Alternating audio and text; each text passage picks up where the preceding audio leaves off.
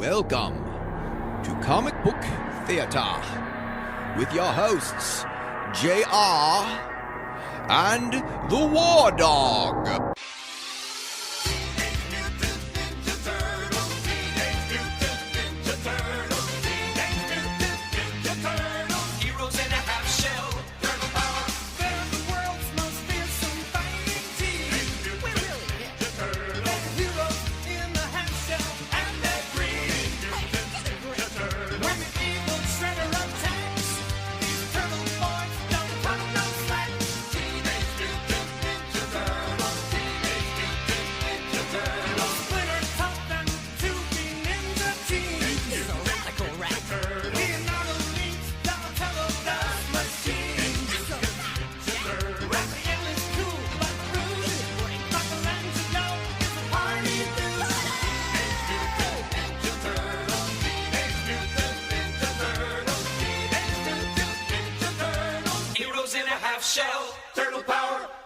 What is up, Comic Book Nation? This is the Wardawg. I'm here with my main man, JR.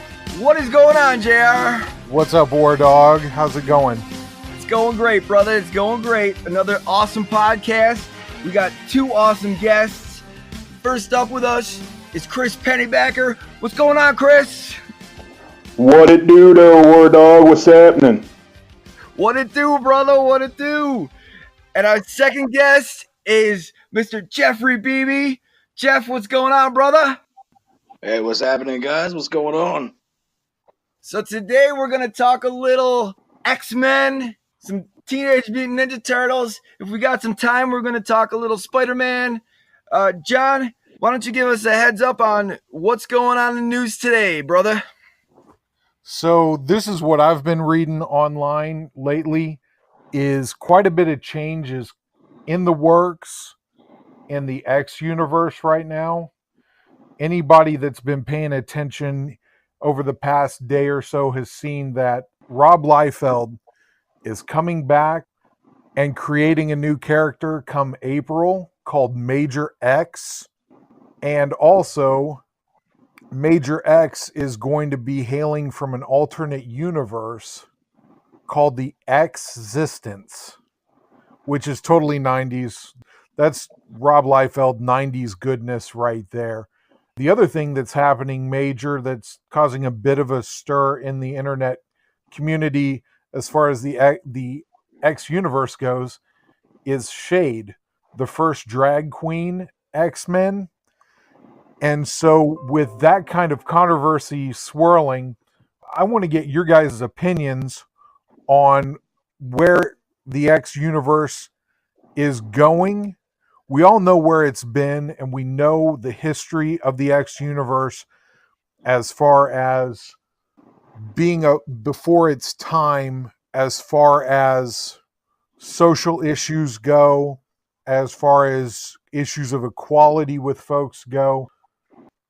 I'll throw it to you, Chris, first, if you don't mind here. You got opinions on what's coming out from Rob Liefeld and Shade, and you can let us know what you think about either one or both. Right on. Well, to be honest, I was kind of thrown for a loop whenever I heard today, actually, about the drag queen character. Like, I had no idea. But however, be as it may, I kind of feel like, honestly, with where that character is concerned, I kind of feel like it's kind of like more of the same with X-Men, where they had Iceman come out fairly recently as gay, but also more about just the history of X-Men itself. You know, whenever X-Men started, it was kind of like a parallel to the civil rights movement. You know what I mean? It's just like, you know, I just kind of feel like it's just more of the same. And so I kind of wonder if longtime fans of X-Men will feel any real, like, you know, hey, that's awesome, or if they're just going to look at it like, I've kind of been there, done that with Marvel. But I mean, I kind of get where they're coming from with it. Any kind of personal feelings aside, whatever, I get where they're coming from. I just kind of wonder if, you know, how well it's going to do.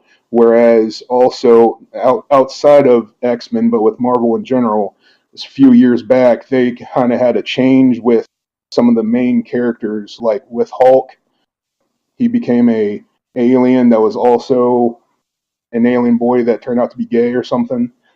But they kind of shelved those ideas because they just weren't profitable.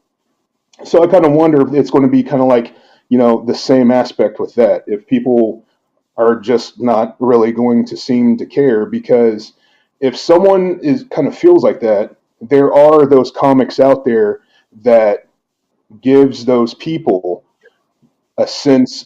Yeah, they cater to that crew. That's I know what you mean. Yeah, so I kind of wonder if they're going to be caught on to this, mainstream character in a pretty big title, if they're going to know about it or if they're even going to care. But that's kind of like where I feel about it. But like I said, I've only known about it today. I have, that's just kind of, it's kind of quick idea about it. But I've heard about Major X for a few, several days now, from hearing about it from a guy that works at my LCS. Whenever I picked up my pull list, me and him started talking about it because he mentioned it to me. Because I was actually adding a thing to my list, and he said, "Oh, and he just assumed I was talking about Major X," and I was like, "What's Major X?" And he started telling me about it. Where I feel about that is, I dig it because it's kind of nostalgic to a point with '90s, because it's like you said in the intro, it's very Liefeld, it's very '90s, it's very old school. You know what I mean? But whereas the design for the character, I kind of feel it's very Deadpoolish. He definitely did borrow some elements from existing characters, it feels like to me as well. With Deadpool, some people have drawn the same type of lines going over to Judge Dredd or the Cyclops Yeah. uniform that he was wearing there for a little while. So yeah, I think he's borrowing from several places. The one thing that I do like that I read about Major X myself is that Rob Liefeld is not spilling all the beans right up front. He's letting some mystery kind of be there. Yes, he's telling us that he's from an alternate existence called the Existence, with that X hyphen that he absolutely loves to do with everything X-Men related that he's ever done ever. And so I'm cool with that. But yeah, he's borrowing some, like you said, some Deadpool in there for sure. That light in the center of his chest kind of gives an Iron Man feel a little bit too. It's definitely something that's kind of like a hybrid character, I think. BB, what do you got? You got any opinions on Major X or Shade? Well, I think it'll be very interesting to see where Liefeld goes with Major X. One thing that I got from reading the article was Liefeld sounds really excited about it, and that gets me excited about the character, because like I see him get bashed a lot, and everybody likes the foot, like he can't draw feet, likes the joke, and I mean it was even in Deadpool and everything, which was hilarious. But like I actually like Liefeld. Like I mean, there's a lot of stuff he's done that I'm a big fan of. I've got quite a bit of his stuff. I'm a big Liefeld fan, and it'll be interesting to see kind of where he goes with it and where he takes the character.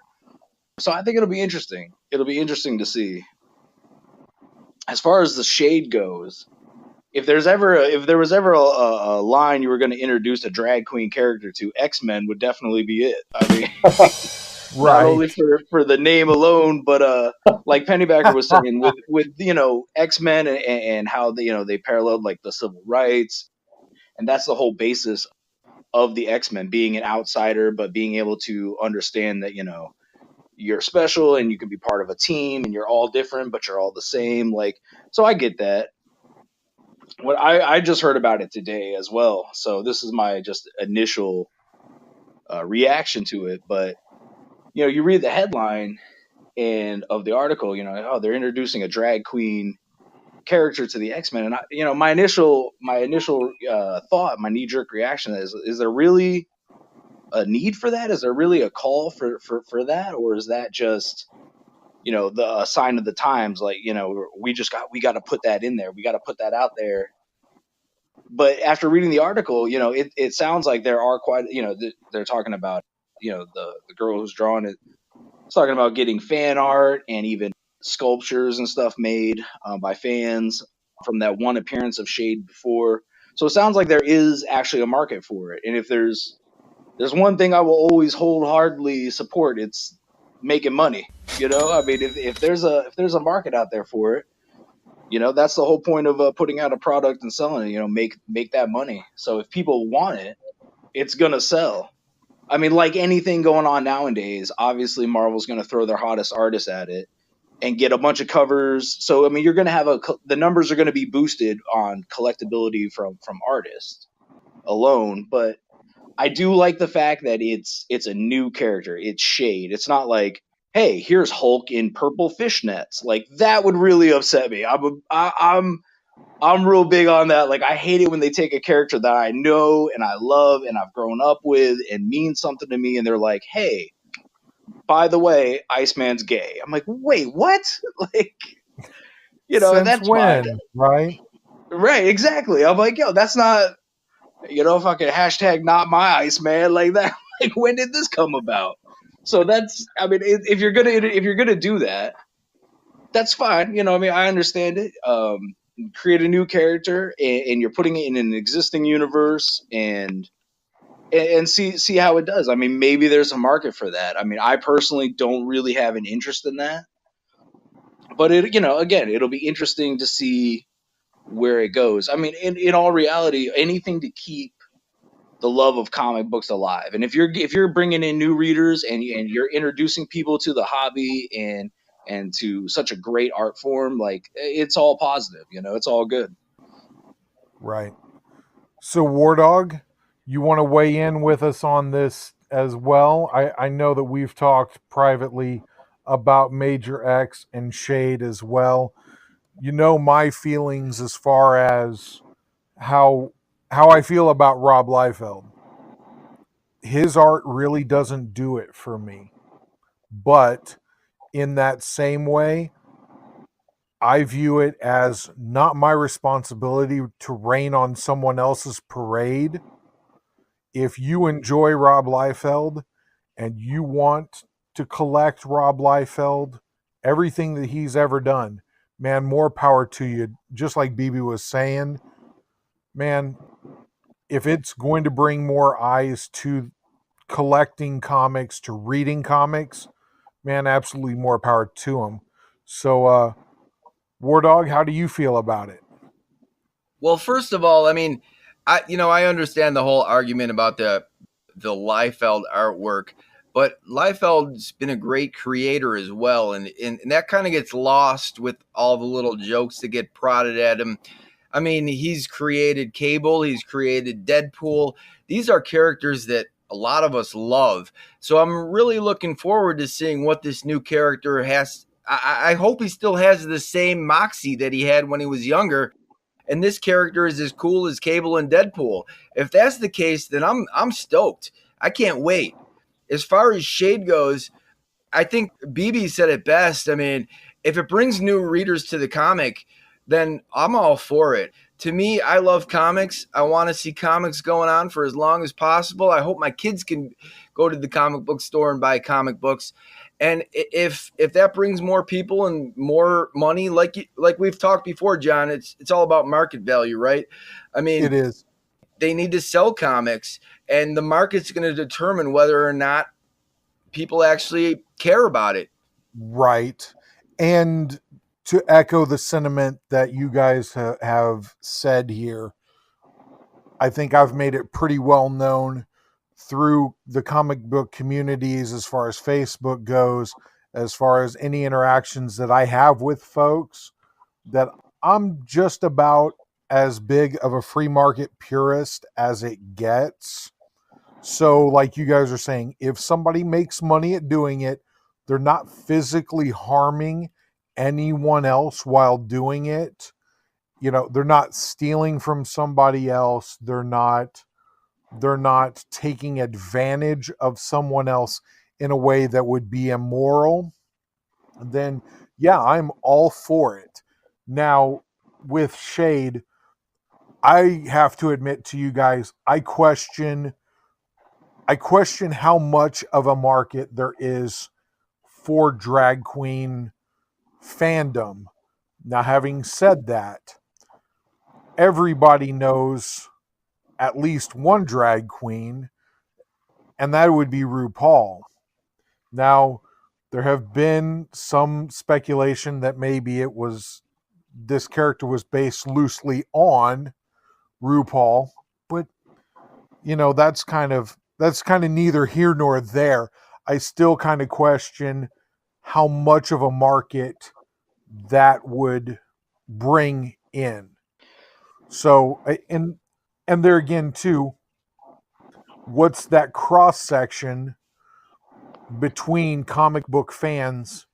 And I know you don't have to be a drag queen to be a fan of that form of entertainment, but still, I think it's a valid question to ask at least.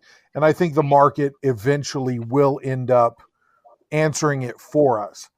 How many people out there are going to be swayed? Either that or Shade will fade into the background like many, many other X-Men characters have in the past. And you might only see Shade once a year in a crossover somewhere or something like that.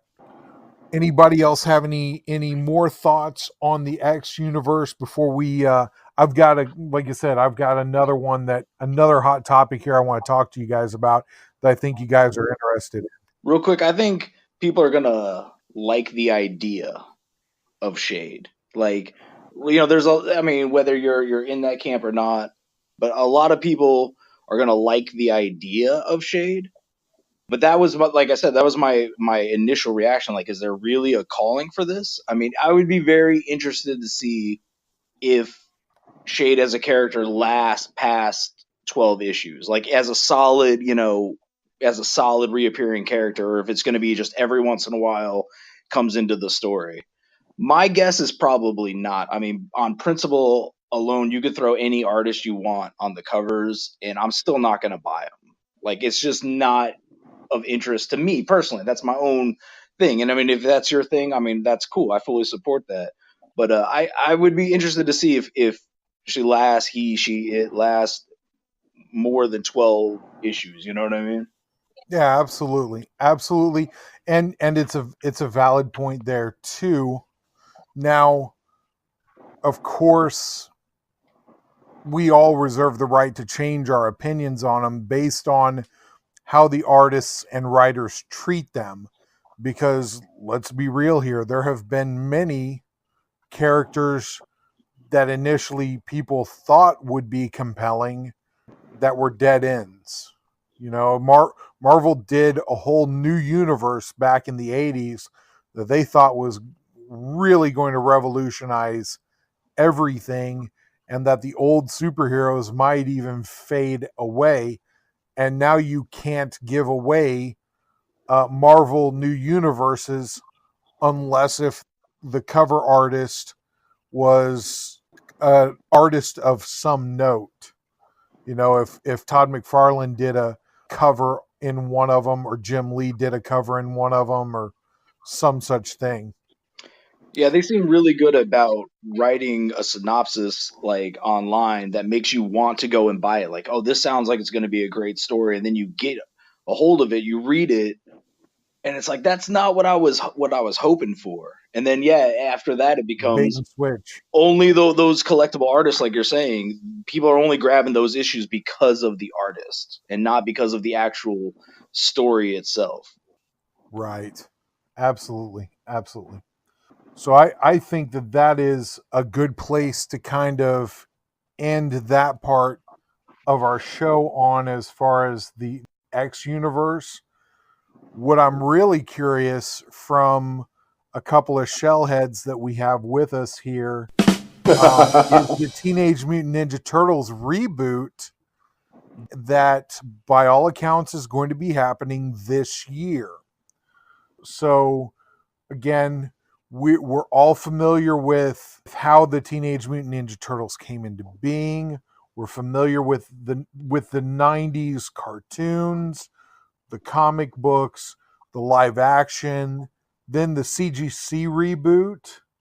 So this is a question that I have, and really because you guys I would consider to be super fans basically of the Teenage Mutant Ninja Turtles. Without a doubt.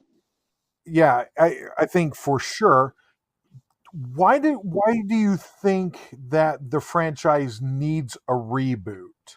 In other words, give me some of the positives from the franchise as it is currently, but then also what were some of the negatives from the franchise? I know what my opinions on some of the negatives were, but I really want to hear it from Shellheads for sure.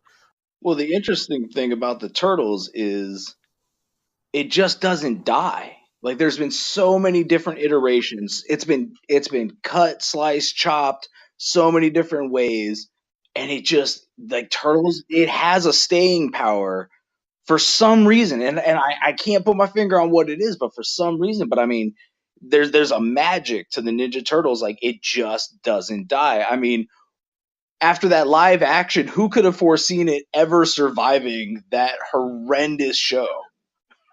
But it did. It's still around, and like even now, like we joke about it over in the Turtle Lounge, but like the new cartoon, the Rise of the Teenage Mutant Ninja Turtles, like I mean, even my son, who's hardcore into Ninja Turtles with me, like he can't stand that show. He doesn't want nothing to do with it.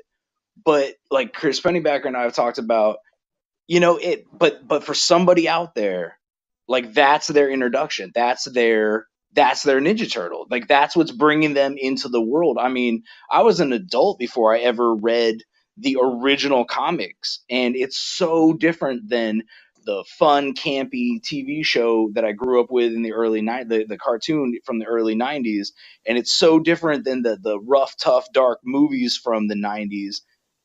But Right. you know, it has a staying power. Right.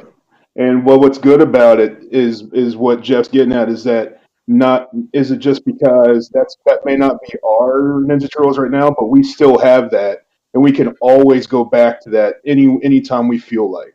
Well, I akin that to walking out of The Last Jedi.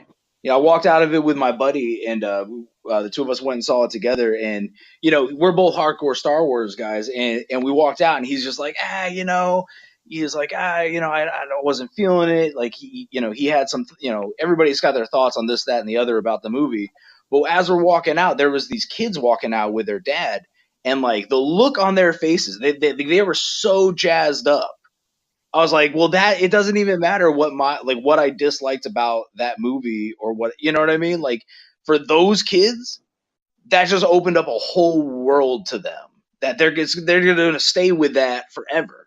And I feel the same way with the Ninja Turtles. Like that's not the rise of the Ninja Turtles isn't really my take on the Ninja Turtles. That's not my show, but for somebody out there, for some kids, that's gonna to start the love of the Ninja Turtles, and they're gonna dive into that universe, and you know who knows where they go with it, you know.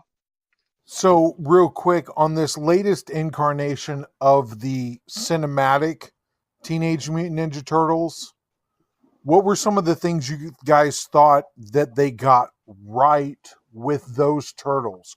Chris, do you mind answering that first? I'd like to get your take on what they did right with the Ninja Turtles. With the two newest movies, I feel like they got right the four turtles themselves and their dynamics within each other, and also their gravitate, for lack of a better term, gravitational pull to their father master Splinter, and how Splinter is very systematic in their upbringing, and also keeping them trying to keep all four of them level headed. So, in that way, you're saying that you feel like they really stayed true to the spirit of the characters themselves then, yeah? Yes, and reason why I say that is because, especially in the second one, there's a scene where Leo feels like not only is his brothers questioning him, but he's also questioning himself as a leader of the team. And then he kind of not really goes to Splinter for advice, but he just kind of is like talking out loud, and then Splinter gives him that advice and gives him that confidence to keep his head up. And that was prevalent in a lot of the episodes of I call it the Gen 1 cartoon from my childhood, where it always showed him and Raph kind of getting back and forth with each other, and then him saying something about Raph, and then Splinter always saying something positive, something inspirational. It kind of made me feel, it kind of made me remember those, and it was kind of nice to see, instead of just because they could have done anything with that, but I feel like they really stayed with that, which was good to see. Right on. So, BB, how do you feel they did with these last two movies? Is there anything that you would have changed? Well, so the interesting thing with the new movies, the two latest movies, the Michael Bay movies, Chris Pennybacker and I went out to a con in Ohio and met Kevin Eastman and got signatures and everything, and then we went to his panel afterwards, and I completely I don't know. I completely misread the room and everything. Kevin Eastman's talking, and everybody's eating up his words, everything he's telling us about all this turtle history. And then Kevin Eastman himself threw it out there as a question. He was like, "So, how did everybody like?" Because he was talking about how he gets brought in for his opinion on all the new any new iteration of the turtles. They always like bring Kevin Eastman in, I guess, and kind of he puts his input in, and he asked the room, he was like, "How did everybody like the newest movies?" And I was the only one who was like, "Yeah." And everyone's like, the whole room, like 6, 7 dozen people in this room were collectively instantly angry. And you've never seen anybody pull their hand back so fast. I was like, ooh, I was alone in that room for sure. I love those movies. I absolutely love them. I mean, I grew up with Ninja Turtles. I'm a big Turtle fan.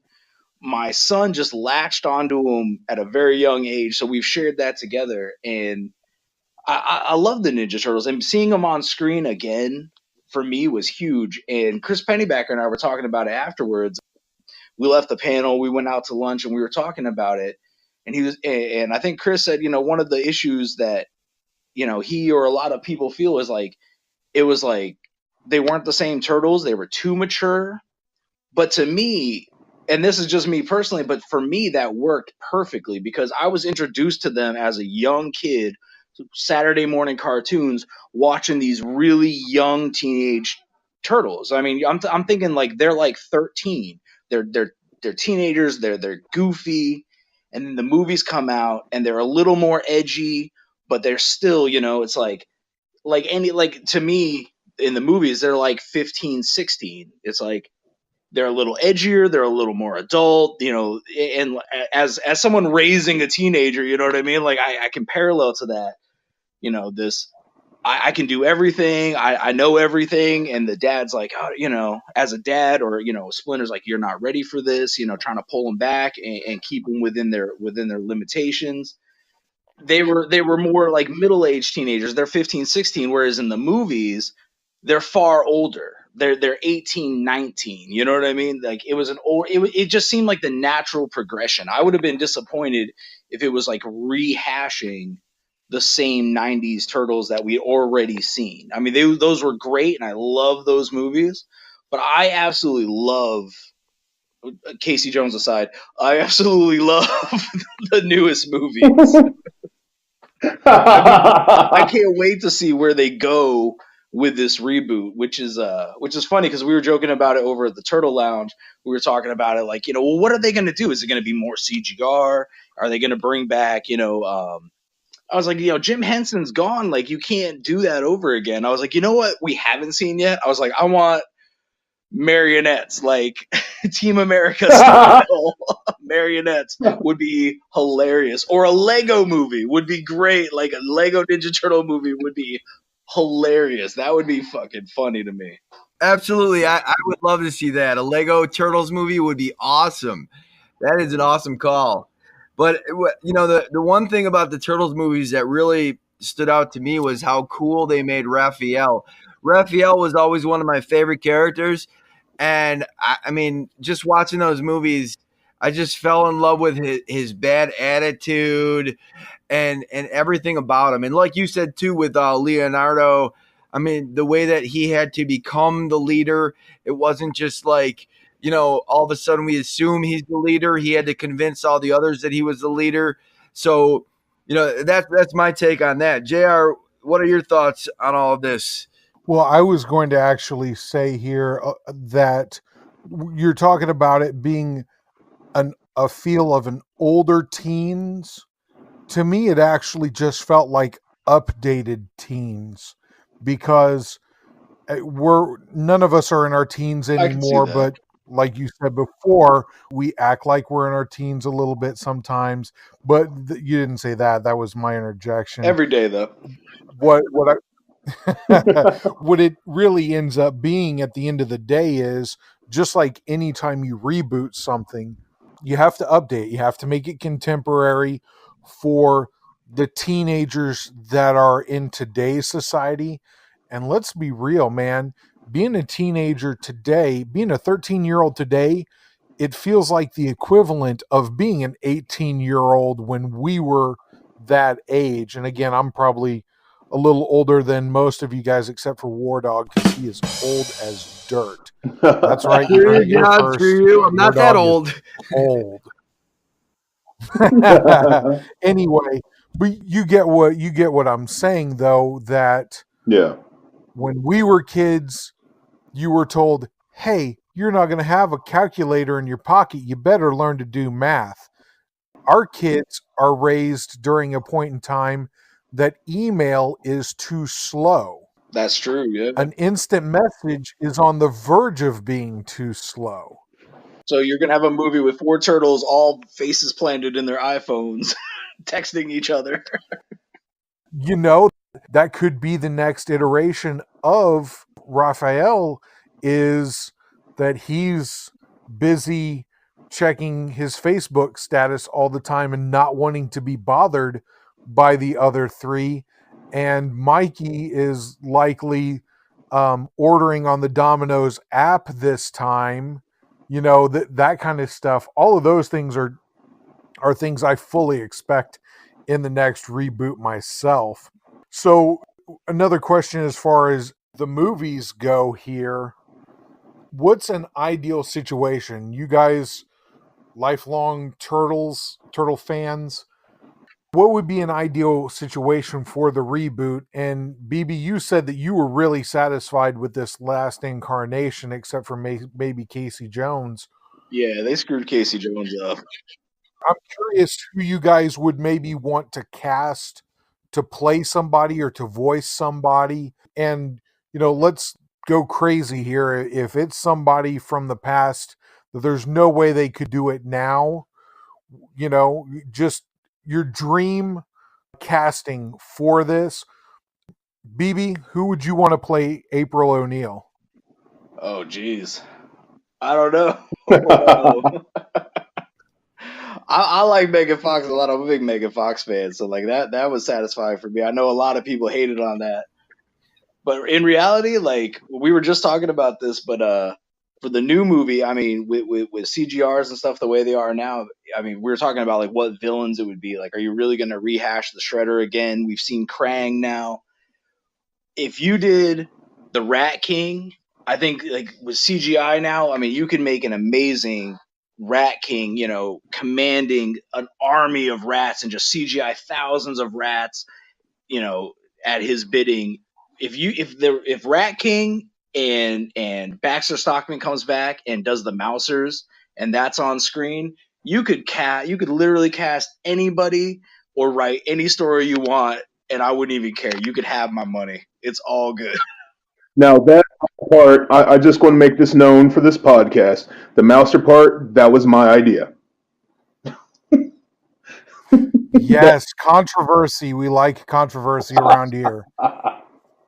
Oh yeah, but fully. I mean, Chris hit it out the park. I mean, you put the Baxter Stockman and the Mousers. I mean, that would be amazing to see on screen. And we're getting so much comic book goodness on the big screen now. It's incredible, things that we never thought we'd see.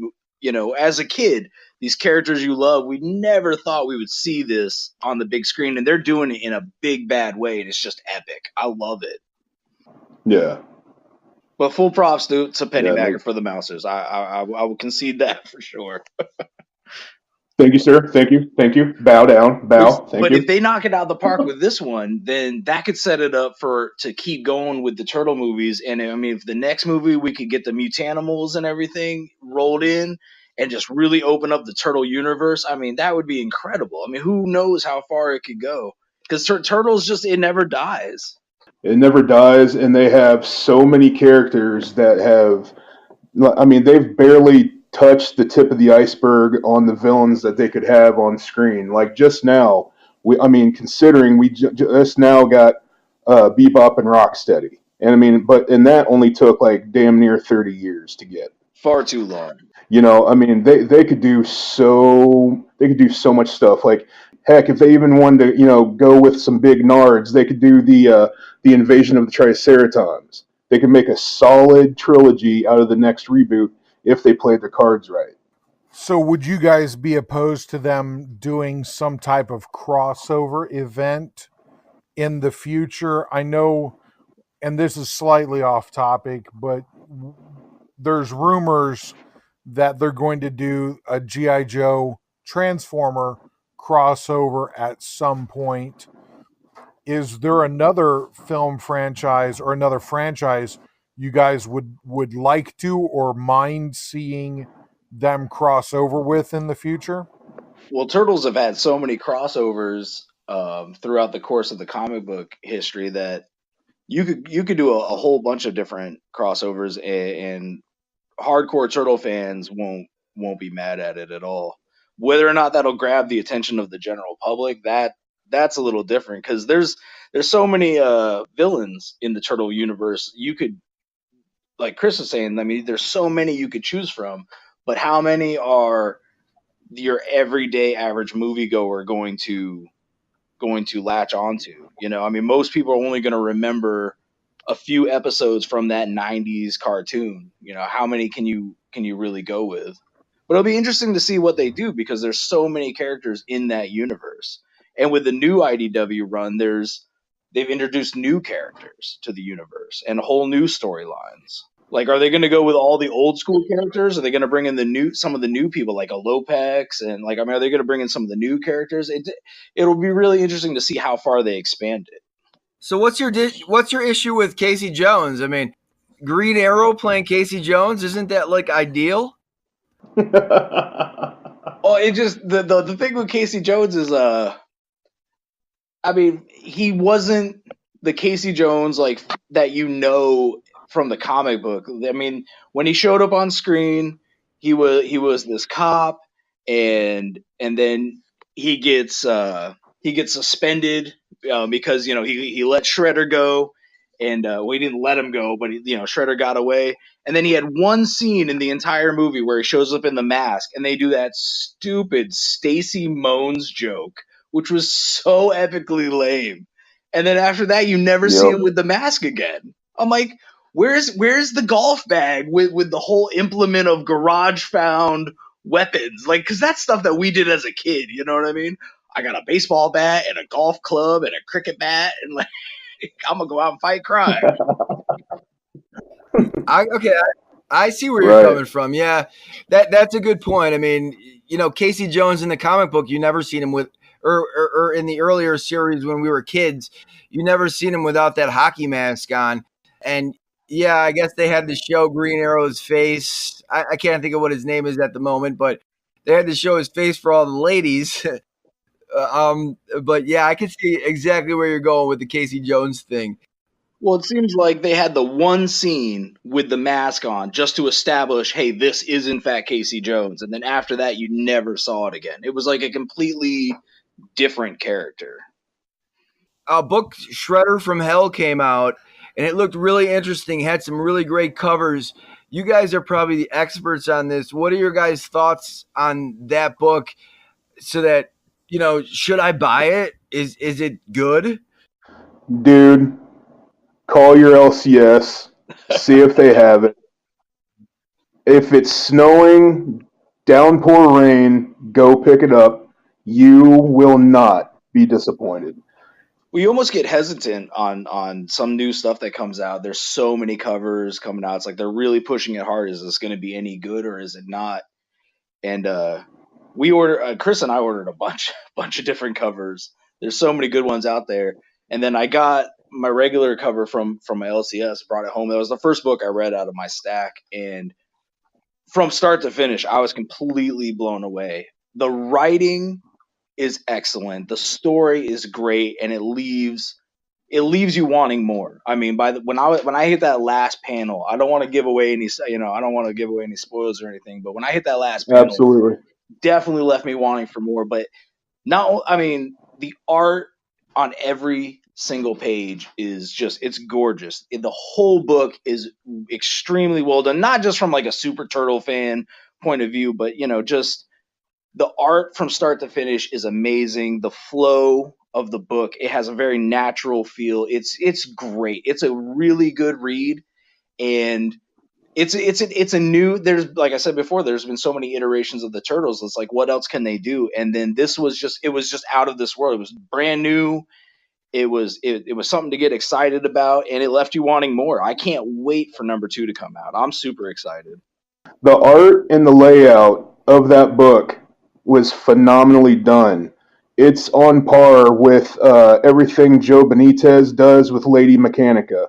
If you're familiar with the layouts and the page spreads, it's every single page. The amount of detail on that is on par with the cover itself. It's beautifully rendered.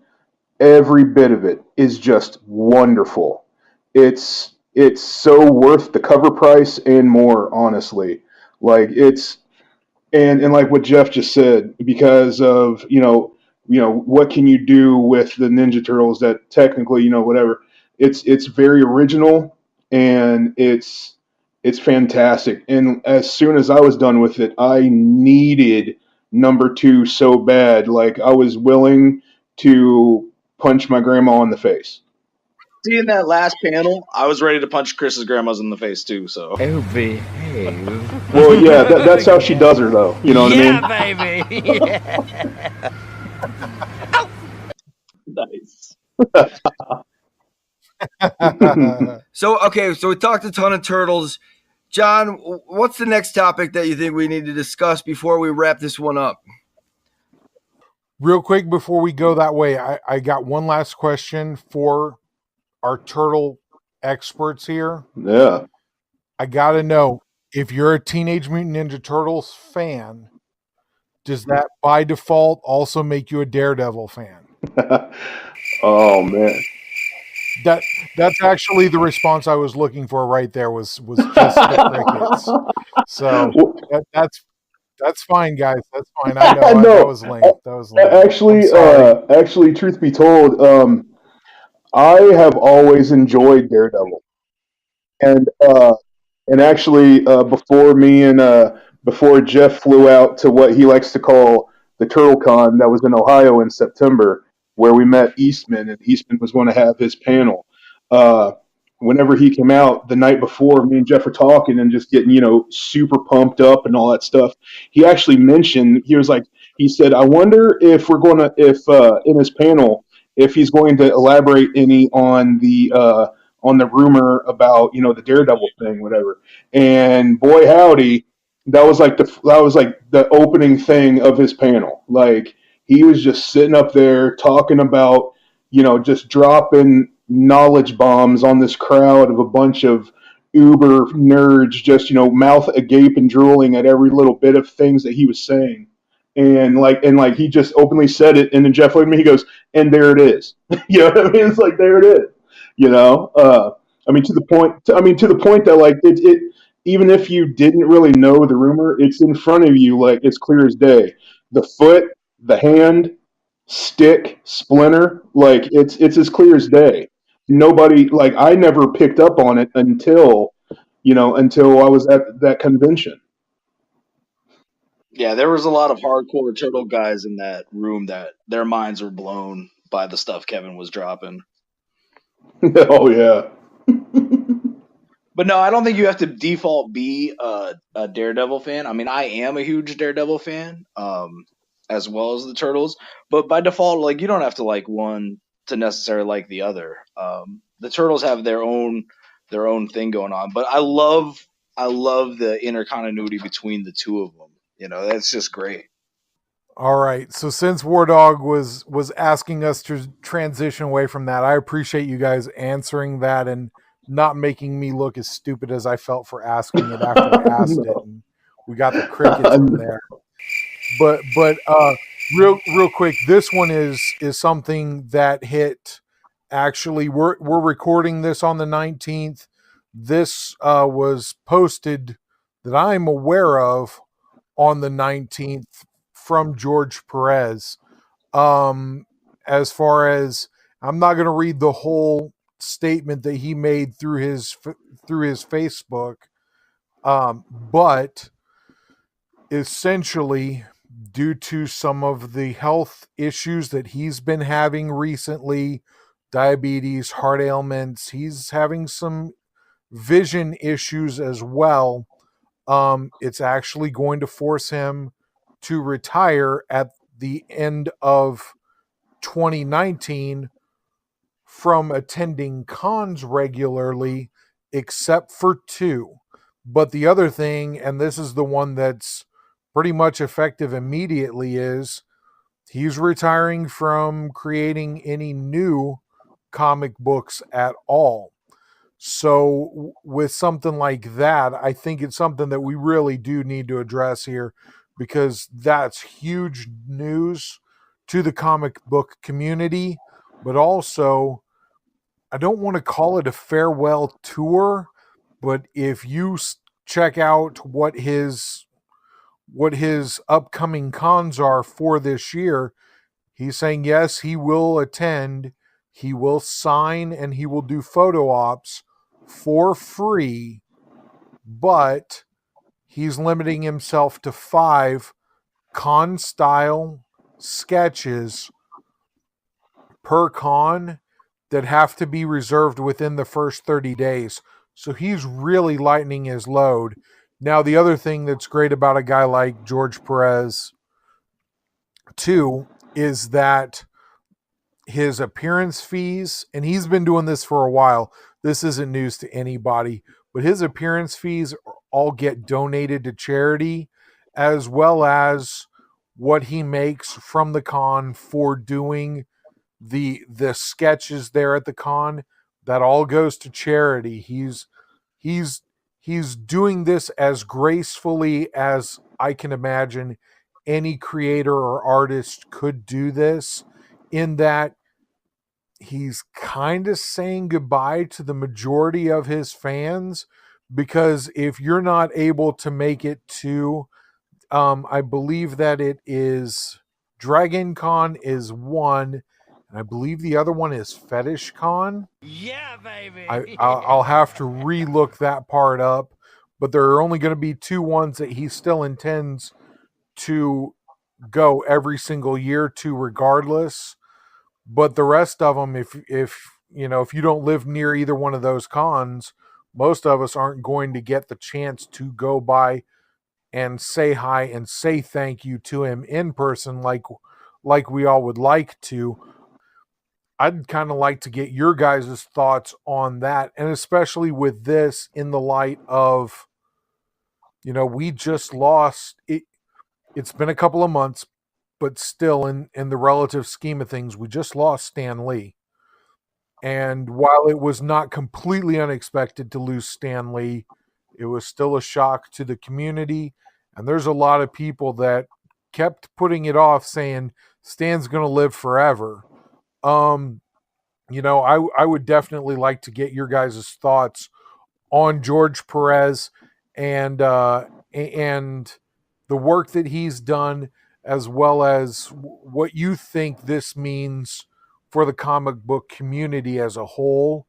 Where do you think we go from here? Who is going to be able to step in and fill his shoes, or is that even possible? I think the shoes that he's going to leave behind is, I mean, yeah, they're going to be empty, but they're going to be full of history. And like Stan Lee, everybody can say that, they thought that Stan was going to live forever, but reality is nobody does. And everyone knew how old he was, and everybody knew because it was put out on Front Street about Stan Lee's health also. One can prepare for somebody's passing all the live long day, but once it happens, you find yourself, you find out, in fact, you were never prepared for it to begin with. And I think the community itself is still reeling from the Stan Lee passing, and it's going to be for a while because it was Stan Lee. But George Perez, where he's concerned, I kind of feel like his legacy is going to remain, and it's going to be a very happy one, and one that's full of respect. I kind of feel like where the community goes from here is we're going to, lack of better terms, rally around the ones that remain in their old ages. I kind of feel like we're going to, really gravitate to those and really, lift them up, if you will. And what sucks for me, being in the armpit of America that is Dayton, Ohio, I'm nowhere near any of the cons that he's going to be going to in 2019, and that's a shame because to me, George Perez is one of my favorites. Every work he did on Thanos, outside of Ninja Turtles, Thanos is my jam-a-lam. And every time he did Thanos, like, it's exactly how you would think Thanos would look. His facial expressions would be always looking fierce, always looking tough, always looking mean. You know what I mean? And it's a shame that I'm just never going to be able to say thank you like I was to Kevin Eastman. It's a shame, but however, be as it may, I'm glad that he's going to go out on his own terms, and those terms are good because if he has all these ailments and all these health problems, it should be on his call. It shouldn't go the way that it did with Stan, where people were more or less forcing him to go to these things and him just deteriorating in front of the public eye. Yeah, I agree with that.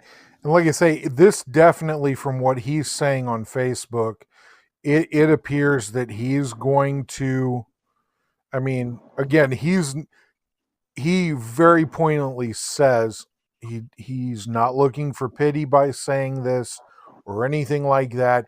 He's very grateful to the public for what they've allowed him to do and those type of things. And for a public statement that obviously was thought out and really went over it, really fine tooth comb there. I believe I mean I only hope that I would have that much grace when my time would come. Not that I'll ever even remotely come close to that level of success, but for what he has done and the way he's chosen to.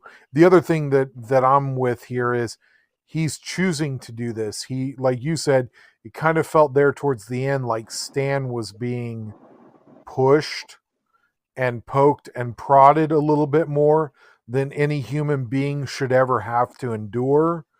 And it sounds like George is not, it's not even going to be an option. BB, what do you think on this subject of George Perez? I actually think it's a good thing. I mean, I understand fully understand people's emotional reaction. But the truth is, we're not. I mean, he's not going to be creating anymore, but we're not losing him. He didn't pass away. I think it's great that, I mean, he's given us so much that we all love. And now he can retire. He can retire on his own terms, and he's doing it for the right reasons. I mean, you got health issues, vision issues. You shouldn't have to keep pushing yourself. Go out on the right foot, and he can sit back and he's going to get so much more. I mean, we all love him, but he's going to get even more love and support after the fact, and he can enjoy that in his old age. I mean, there's too many artists who have passed on, and their work is appreciated far more after their passing than when they were alive. He can sit back and he can enjoy that. Unfortunately, like was said, I mean, most of us are not going to get the opportunity to ever meet the man and talk to him and thank him personally. But he's going to see that. He's going to know how much his work meant to everybody. And I think that's a beautiful thing. I think that's a really great thing that he's going to get to experience. Yeah, that's one thing that I think for creators and artists, the idea of something like, for lack of a better term, a farewell tour is actually a good thing, and letting people know in advance, like he's letting folks know in advance, it just helps us to cope with, like you say, he's not dead. No, he's he's still not with dying. us. It's going to take a little more effort for us. Yeah, he's still with us. It's just going to take a little bit more effort for us to get to see him, and we're going to have to purpose for it more if we're going to as well, which is not necessarily there again too. We've talked in the community about people making trips for cons and stuff like that. And if you can do that, man, more power to you. Just a lot of us who collect on a budget and that kind of thing, it's just not always in the cards. Wardawg, I think it'd be perfect for you to get the final word on this subject. George Perez being at Dragon Con is pretty exciting because I live in Atlanta. So hopefully I'll have the opportunity to go and meet George Perez.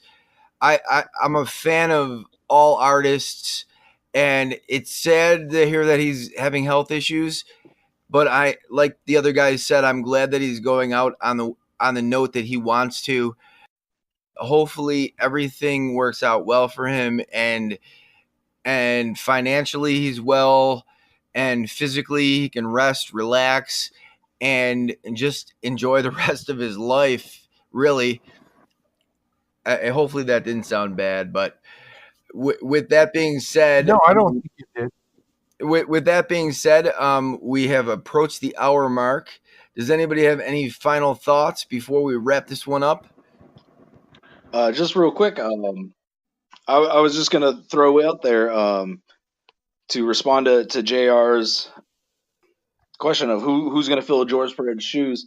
I think it is really cool that, I mean, George Perez in the comic industry, the comic book world, is a godfather, and I think it'll be cool to see him, rest back on his laurels and watch a lot of these upcoming artists. I don't know who will fill his shoes, but I'm excited to see who that person will be. This is an amazing time for comics, and with Kickstarter and all the stuff we have going on, there's so many phenomenal artists that are breaking into the industry. It'll be really interesting to see what's coming around the bend. Are there any upcoming artists that anybody is particularly keeping their eyes on? Yeah, Francesco Mattina.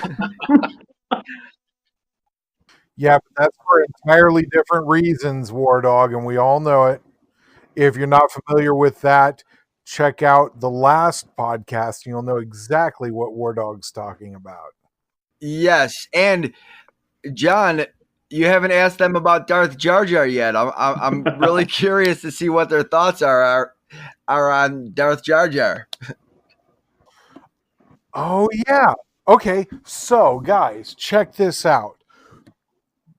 This is a well-known, or at least I'm attempting to make it well-known, conspiracy theory about Darth Jar Jar in the prequels for Star Wars.